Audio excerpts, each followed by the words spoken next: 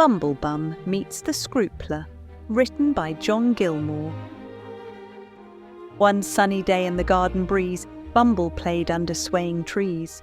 He'd found a stick, all twisty and neat, pretending it zapped magic out of his feet. Tilly, his sister, gave it a stare. "I want a turn," she shouted from there. But Bumble just huffed.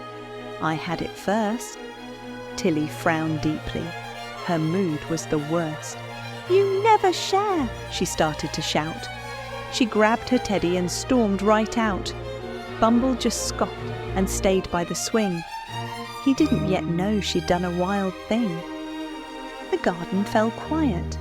The sun held its breath. Even the wind paused and whispered of Tilly's steps. Bumble sat waiting, his eyes on the trees. But Tilly was gone with the leaves and the breeze. He searched by the fence, he peeked in the shed, he looked near the flowers and under the bed. No sister was found, but there on the ground. Her teddy lay still without any sound. "Tilly," he called, his voice rose in fear. The trees ahead rustled, but no one was near. He pushed through the brush, his heart beating fast, through tangled up thickets and shadows that passed. Then there it was, by a tree's twisted base, a hole in the roots like a secretive place. The dirt was disturbed, the moss pulled aside. Had Tilly gone in? Did she slip? Did she hide?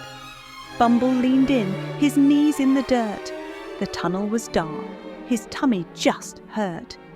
Then something inside him said, "Now or never."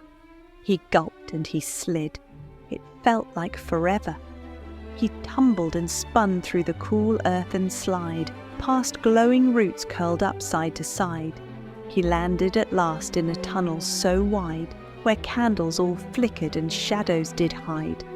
A voice from the dark grumbled low with a wheeze, "What sort of bumbler falls in on his knee?" Bumble looked up at a hairy small man with a beard like a bush and toes in the sand. "My sister," he gasped. "She's little and quick. She fell down this hole. She might be sick." The creature just huffed and scratched at his nose. "I might have seen footprints. Who knows where she goes?" "Please," Bumble begged, "can you help me look?" The creature sighed deeply. "All right, come on." Look through tunnels and roots, they followed the glow, past walls full of mushrooms and rivers below. At last the path opened. Bumble blinked twice. The air smelled of salt. The water looked nice. There on the sand sat Tilly, amazed, watching the waves as her teddy bear lazed. "Tilly!" he cried and ran to her side.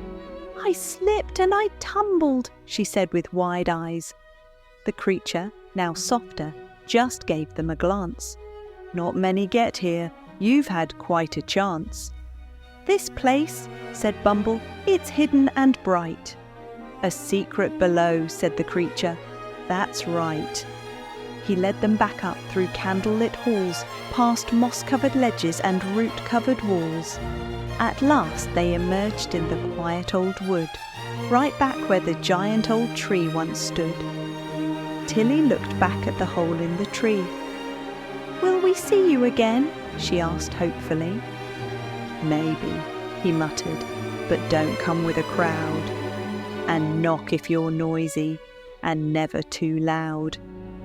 Bumble and Tilly walked home hand in hand, leaving behind the root-covered land. They said not a word, just shared a small grin, for they knew the adventure had just now begun. Thanks for watching. If you enjoyed this introduction to Bumble Bum and the Scroopler, please like and subscribe and join Bumble in future adventures.